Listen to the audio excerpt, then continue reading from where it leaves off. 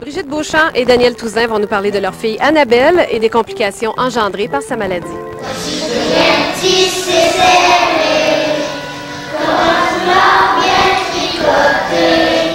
Annabelle Touzin a 7 ans.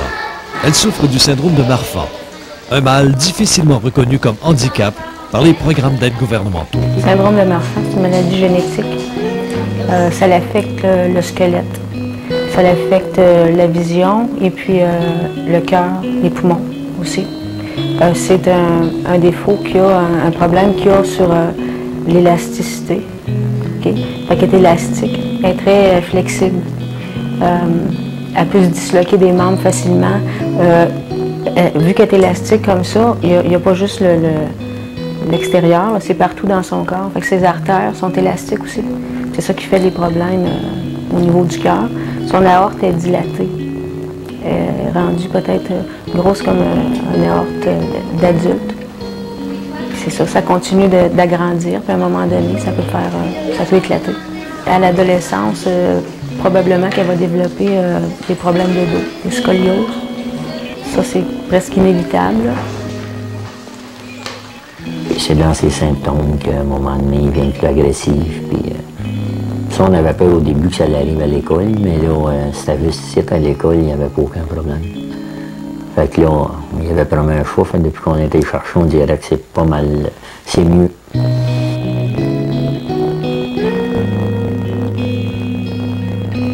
aime beaucoup le Nintendo. Elle aime l'été, le chalet, la piscine. La piscine, puis aller au lac, là. Aller se baigner, puis tout ça, là, elle aime bien être grouillante, elle aime bien courir, puis grimper dans les arbres. Ça, c'est une tâche chicane de carvise, parce qu'elle monte dans le top des arbres. Ça fait 15 fois qu'on va à Montréal. Mettons, là, c'est plus tranquille, mais c'est comme quand ils ont opéré le premier de ses yeux, puis le deuxième, là, c'était à coup de 4-5 fois, là. Mettons, il y allait une fois 2 mois. Les 2 premières années, ça a été 12 fois, là, puis là, cette année, on y était juste 3 fois. La première fois, mettons qu'on a eu de l'aide quand on est allé à Montréal, ils nous ont donné un certain montant, mais après ça, on ne pouvait plus l'avoir parce qu'ils disaient qu'elle n'était pas handicapée, c'était pas un handicap. Fait que là, on a été pour l'opération, on a été 2 semaines. Après ça, on y est retourné aux 3 semaines. Puis là, on avait juste ils nous ont donné un petit montant à chaque fois. Là, ça ne marchait plus. Fait qu'à un moment donné, c'est là qu'il nous a conseillé d'appeler Rémi, que ça ferait avancer le dossier.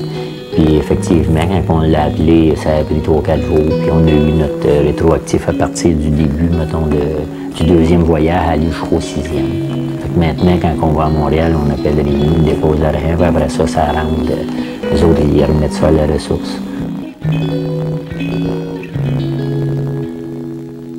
L'espérance de vie, il n'y a pas tellement longtemps que c'était peut-être dans la quarantaine ou maintenant, ben, c'est. Il me semble qu'on lisait jusqu'à 70. Là. Je souhaite qu'elle ait une vie comme les autres. Qu'elle fasse ce qu'elle veut, puis qu'elle réalise ses rêves aussi.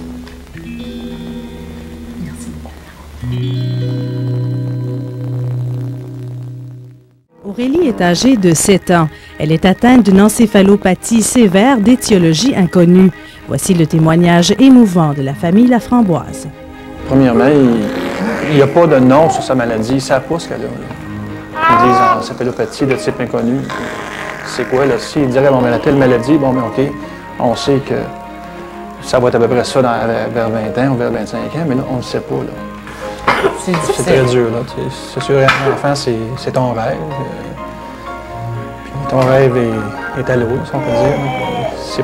C'est pas pantoute ce qu'on s'attendait, ce qu'on pensait, ce qu'on rêvait. Quand elle est arrivée à Sainte-Justine, à 7 mois et demi, 8 mois, elle a, à partir de ce moment-là, tout perdu ce qu'elle avait d'acquis. On avait quand même déjà commencé en ergothérapie et en physio là, en décembre, là, parce qu'elle avait quand même un léger retard. Mais tu as toujours un petit espoir là, qui dit, ben non, ça se peut pas, ça ne peut pas nous arriver à nous autres, c'est pas possible, ça va s'arrêter, puis elle va être capable de reprendre le dessus, tout ça. Ils disent que l'épilepsie se trouve être l'effet secondaire de sa maladie, mais ils ne savent pas ce qu'elle a. Il n'y a rien à mettre sur papier. Là. C'est sûr que ça rend dur à accepter. Là. Encéphalopathie. Là, maladie du cerveau de type inconnu. Là. On a été obligé finalement d'aller voir un psychologue à un moment donné pour se faire aider. La dernière année, ben, on a appris l'appréhension, à tenir juste le doigt. Il y a 2 ans, elle ne voulait rien savoir de ça. Mais avec l'éducatrice qu'elle avait à Canada, ben, c'est ça qu'elle avait travaillé. Puis à cette heure, elle nous tient. Là, avant ça, là, elle ne voulait rien savoir avant tout. C'est des petites choses, mais c'est beaucoup pour nous autres. C'est beaucoup pour elle aussi. Bon, on la met à 4 pattes sur un rouleau, on lui demande de lever sa tête. Tu lèves ta tête? Oui. Au niveau de ses bras pour la renforcer, pour qu'elle soit capable de se tenir sur ses bras. Ses jambes aussi, la même chose, mais plus dans le sens où, pour permettre que ses hanches se développent bien, pour éviter qu'on ait à avoir une intervention chirurgicale parce que ses hanches se déplacent, mais ne sont pas bien placées.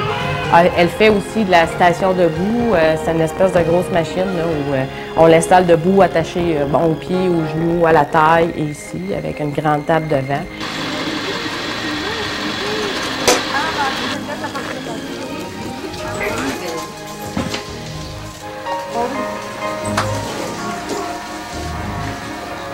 À Sacré-Cœur, là, ils sont 16 dans la classe. Des enfants fauteuil roulant, des enfants plus autonomes, mais bon, c'est tous des enfants avec une déficience physique, intellectuelle, tout ça. C'est la classe adaptée ici. On a droit à une fin de semaine sur 3 de répit dépannage, où on fait garder la petite. Et des fois, on en profite, soit pour faire garder Antoine une journée ou 2 journées, ou juste partager la fin de semaine avec lui, puis faire de quoi avec lui, pouvoir courir dehors, aller au parc, n'importe quoi. Là.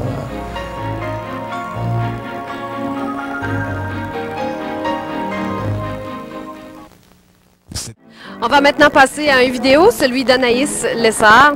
La vie frappe durement parfois, même vraiment parfois très fort. Et la maladie et le deuil, ce sont des épreuves que des parents doivent surmonter souvent. Lorsque ces 2 événements frappent du même coup, ça devient difficile. Alors voici le témoignage de Lynn Dubo qui a perdu sa fille, qui a perdu son gendre aussi dans un accident de la route et qui a recueilli sa petite fille Anaïs qui est atteinte de paralysie cérébrale.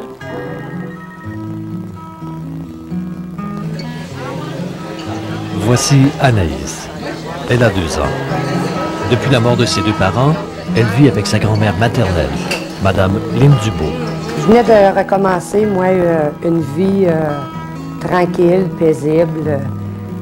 On rêvait, moi et mon conjoint, qui est le papy aussi de la petite, on rêvait de vivre sur le bord de l'eau. Et puis j'étais quand même aussi encore sur le marché du travail, étant donné que, je veux dire, t'es mamie dans la quarantaine, t'es une jeune mamie, mais encore capable de travailler, avoir de projets, des choses. Mais avec la petite, c'est sûr que ça a tout chambardé tous nos désirs, si tu veux. Le papa et la maman d'Anaïs, qui se trouve être ma fille et mon gendre, sont décédés d'un accident tragique. C'est à ce moment-là qu'on a hérité de ce petit bébé d'amour-là, comme Pascal et Valérie l'appelaient souvent leur petit bébé d'amour, d'ailleurs. C'est un petit bout de chou ricaneuse, affectueuse, et vraiment formidable comme petit bébé pour subir tout ce qu'elle a subi. L'accident tragique, l'hospitalisation, le plâtre, les médecins un arrière de l'autre, beaucoup de spécialistes, son ergothérapeute, sa physiothérapeute, un paquet de monde en tout cas pour avoir ses soins. Elle est fonceuse. Elle me fait penser à sa maman. Sa maman avait du caractère, son papa aussi. Oh, ma tricheuse. Oh, vas-y. Pousse avec cette main-là. Pousse. J'avais une fille extraordinaire, puis un gendre merveilleux qui m'adorait, puis moi aussi, c'était la même chose. Puis la petite est atteinte de la paralysie cérébrale légère que les médecins avaient déjà évaluée quelques mois avant le décès. Perdre une fille, c'est beaucoup perdre un enfant. Je vois la petite aujourd'hui, plus de papa, plus de maman. En tout cas, au moins, elle a sa mamie. La fille va arriver après-midi. Présentement, là, ce qu'on a pour Anaïs, c'est son petit chèque d'orpheline. C'est une bagatelle de 55 $ par mois. Je veux dire, je dois faire un emprunt pour subvenir à ses besoins quand même. Je sais que la ressource peut vraiment aider notre situation, à moi et à Anaïs, dans le but du répit dépannage, dans le but aussi des accessoires que ça prend pour l'handicap d'Anaïs. Ce que je voudrais, ce serait de sensibiliser la population de l'Abitibi pour des dons, pour aider la ressource d'aide des handicapés, des enfants, parce que c'est des dons qui restent dans l'Abitibi pour nos jeunes. Alors, j'aimerais que les gens pensent, lors du Téléthon, de faire des dons, ne serait que 1 $, 5 $, 10 $. Pourquoi pas tous se tenir ensemble pour pouvoir aider tous ces beaux enfants-là?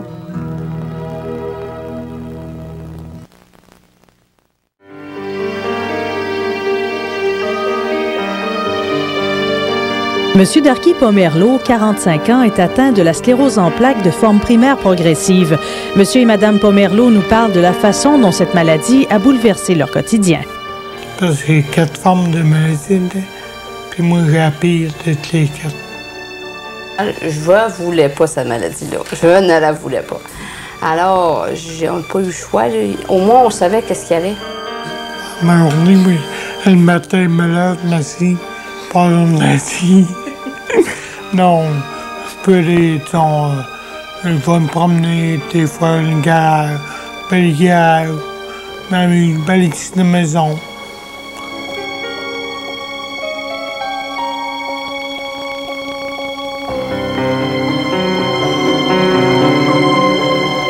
C'était 4 mètres l'été, je marchais dans le bois, je faisais ça, je voulais.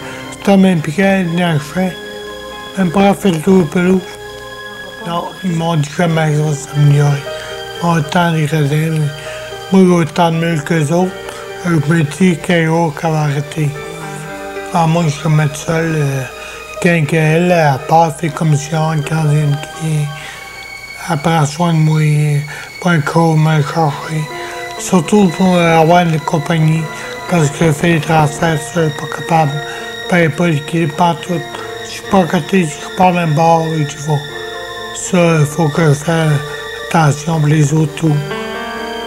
Puis me prendre quelqu'un. Comment tu veux faire? Ils disent retourner à une vie normale. Comment tu veux retourner à une vie normale quand tu n'es même pas capable de rentrer et sortir de chez toi? Tu veux modifier le passage, modifier les portes, modifier les toilettes, rendre la toilette de bord, modifier le bain. Il y a plusieurs affaires que tu peux faire. On ne peut pas arriver. Ben c'est ça, parce que tout ce qu'on a fait, là, c'est des sous, ça.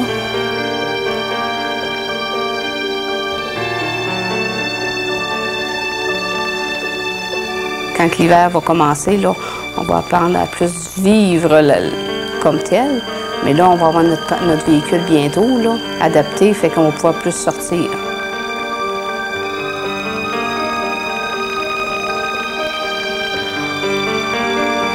Moi, je vais là-haut. Aujourd'hui, ça va, c'est correct. Demain, je sais pas. Je ne vois pas, je vise pas, je vais d'un mois à l'autre, je vise un jour là.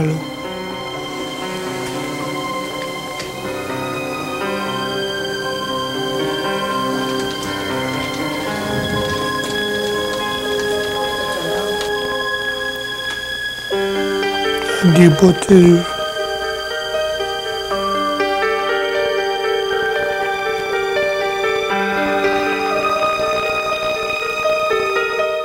Nous allons maintenant faire la connaissance de Jimmy Lheureux et de sa grand-mère Rita Lavigne-Lheureux qui nous parle de la situation de son petit-fils. Les filles. Les filles. La. Oh, il manque La. main. Regarde. Il y a combien de mains? Il y en a 2. Les, c'est ça. Jimmy souffre de surdité. Il lui faut apprendre à communiquer avec son entourage. Jimmy habite chez ses grands-parents. Rita, sa grand-mère, nous parle de lui. Jimmy a une surdité totale profonde. Il y a eu un accouchement normal, là, mais sauf que 3 jours après sa naissance, il y a eu une méningite. La méningocoque, là, en tout cas, il s'est retrouvé à l'hôpital de Rouen. Puis après qu'il est sorti de l'hôpital, à un moment donné, ça a pris quelques mois. Enfin, on s'est aperçu que Jimmy souffrait d'une surdité.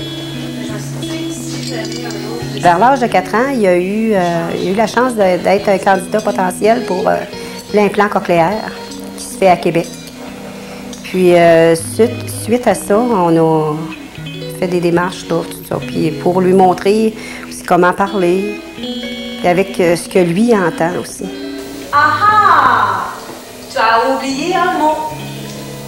Alors, le chat ne brosse pas. On met quoi? Oui, et l'apostrophe. Je sais pas s'il se rend compte qu'il est différent des autres. Sauf quand il en voit un autre qui a un appareil. Dernièrement, j'ai un de mes petits-neveux qui a un appareil auditif. Puis Jimmy, il est content. Moi, je ne suis pas à la journée à l'école avec lui, là, mais sauf que Jimmy, il a la chance d'avoir une interprète dans sa classe pour lui. Puis il fonctionne comme les autres enfants, j'imagine. À l'école, il y a son interprète, puis sa petite amie aussi, Stéphanie, qui communique beaucoup avec Jimmy aussi. La ressource est venue nous aider pour permettre à Jimmy d'avoir lui aussi là, le droit à un camp de jour, comme les enfants normaux. Le camp de jour, il ne coûte pas nécessairement cher, c'est plutôt les à côté. Parce que Jimmy, selon son handicap, ça lui prenait un interprète. Puis c'est assez c'est dispendieux. Puis c'est un enfant très intelligent. Il y a un bon potentiel, Jimmy, pour apprendre. Là. On aimerait ça faire un notaire avec, mais hein, c'est des choses quasiment... On y va au jour le jour, puis on prend ce qu'il nous donne, puis on est content de ça. Le chat ne brosse pas l'arbre. Bravo. Il n'y a pas de main. C'est vrai. Le chat. Merci pour vos dons.